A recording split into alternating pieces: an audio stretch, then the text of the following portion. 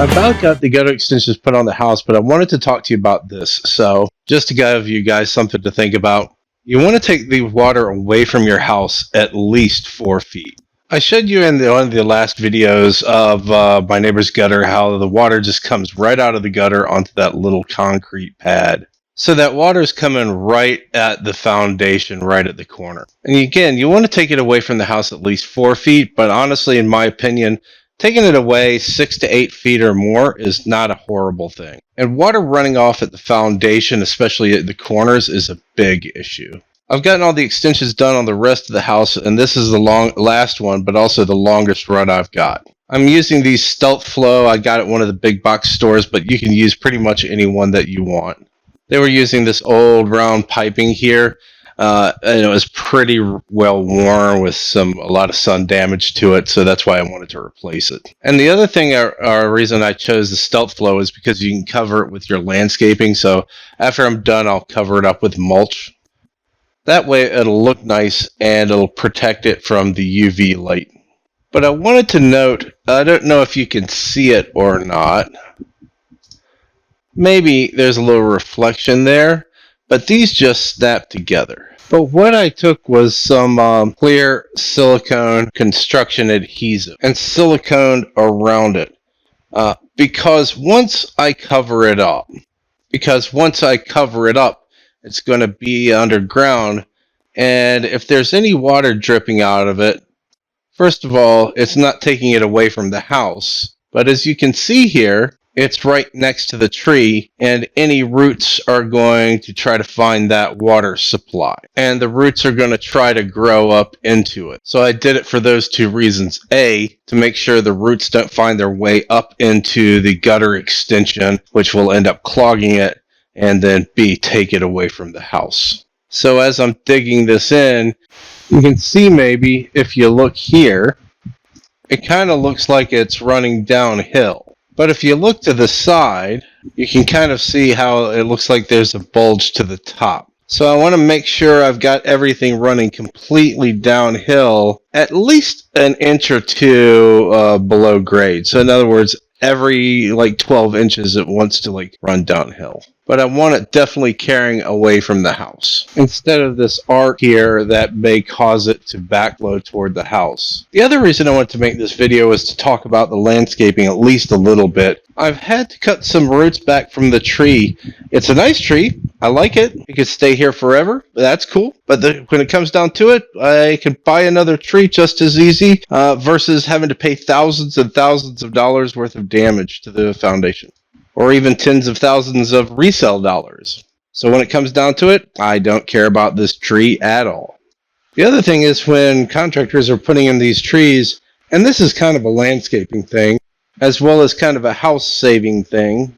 Okay, so you see how on the left and the right of the edge of the tree, that's called the drip line. What that means is the furthest out, the farthest leaf around the circumference of the tree from the trunk. Oh, well, sorry.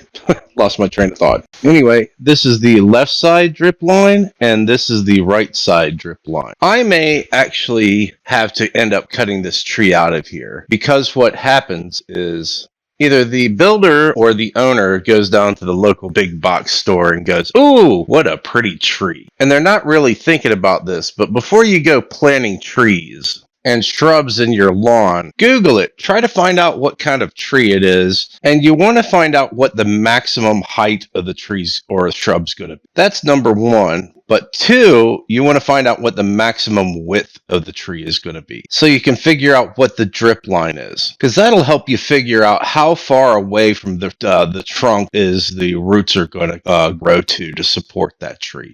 So I'm getting ready to buy some fruit trees. I've actually got some more because, fruit's cool and it's free. But if you go on some of these websites, I'll throw one out there, Fast Growing Trees, it'll actually tell you the maximum average height and the maximum average width. For instance, I was looking at one cherry tree. The average maximum height was 15 to 20 feet tall, and the mature width was 8 to 10 feet tall. So I'm going to take that 10 feet, which is the maximum, and divide it by half, which is 5 feet. And then for good measure, I'm going to add another foot for bushes, so that would be 6 feet. But if I'm planting a tree, I want to add another 5 feet. So I want to plant a tree no closer than 10 feet away from the house, because some species of trees, the roots will go to the drip line. Some of them will grow past the drip line. So, because if those roots grow into the side of their foundation, that can cause over the long-term foundation issues. It's not like it's going to be planted on Monday and then Friday you're going to have issues. It's going to cause it over a couple of years, and you won't really notice it until you start having settling and cracking in the walls. On top of that, you're going to have to be trimming the branches back from the house constantly every spring. It's going to be a pain in the butt. And then if the branches get thick enough and it starts rubbing against the house, that can actually cause siding issues. And granted, I've got brick on the siding of my house, but it can still damage brick over time, and it can also, especially if you've got like siding like wood, vinyl, or hardy plank or that sort of thing, that can start causing issues as well. On top of that, it keeps moisture from being able to evaporate against the side of your house, so you may have mold, mildew, rotting issues. So you want to make sure it's set back appropriately for that tree that you've decided to plant there. Don't just go, oh, this is pretty, and then plant something, and then years later you're having like construction issues that you're going to have to spend thousands of dollars on just for a pretty tree. That's not worth it. But I don't think a lot of people really think about it. Now, I haven't looked this tree up, but I'm going to look it up and see what the maximum width is. And if it's more than, but if the roots are going to interfere with the siding of the house, I'm going to cut this tree down. I mean, it's a nice tree. I like it. It's got flowers, there's bees around, and keeping bees around the home is a really good thing. But when it comes down to the tree or my foundation and the longevity of my house and the resale value, the tree's got to go. So since we're talking about this, let's talk about gutters and landscaping, that sort of thing. If you see up here, this part of the gutter, there's a backsplash or a rain diverter right about in the center of the frame right there. So basically what happens is water that runs down the roof into that valley will start running because of the volume of water down that valley and run over the gutter if there wasn't a backsplash rain diverter there. Now, let's go look at the front of the house. Now, if you notice up here on the front of the house, there's a rain diverter, ensuring that the water coming off the peak of this roof is going into the gutter and not running over the edge into the flowers. And the water won't accrue here and seep down to the foundation, causing settling problems. But let's go look over here.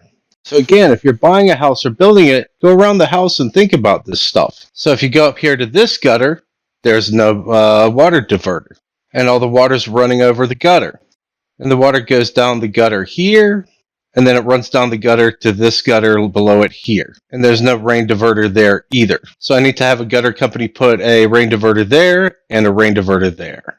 This is evidenced by the fact that if you look here on the ground, and it may be a little bit hard to see, but there's a divot in the ground where it's settled right where the hose is here. It's higher up there, and if you're having a hard time seeing it on video, I apologize. I'm trying to do the best I can so you can visually see it. Maybe you can see it there. But anyway, that tells me water's been running off that gutter into the flower bed where that hose is right there, and building up at the foundation instead of flowing down the gutters and away from the house. So I need a gutter company to come out and put a rain diverter there and a rain diverter there and down at the other corners to make sure all the rainwater is going where it's supposed to be going.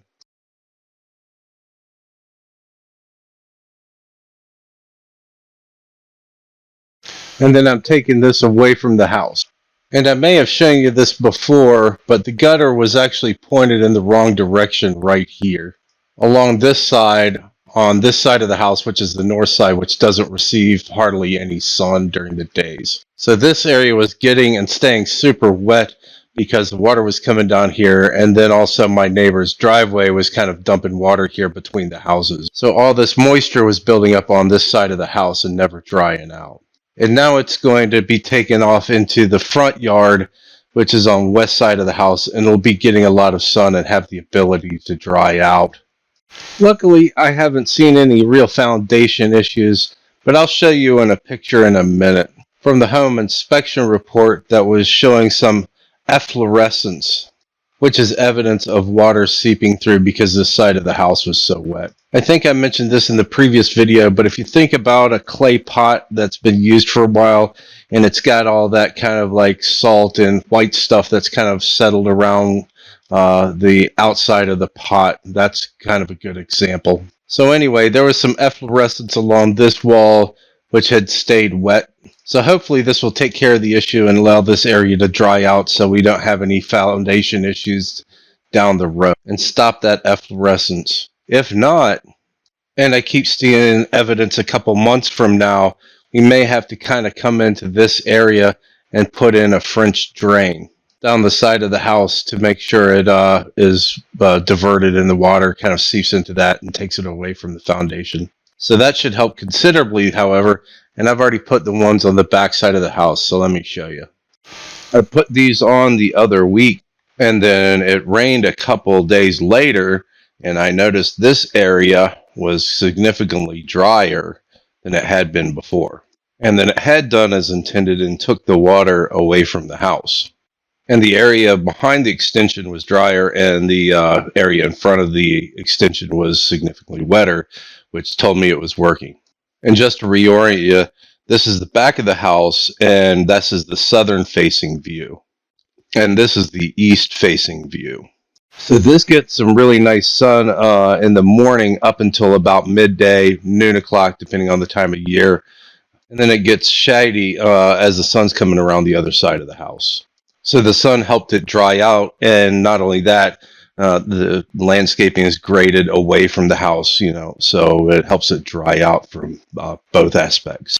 I hope you learned something out of this, and have a great day. Talk to you next time.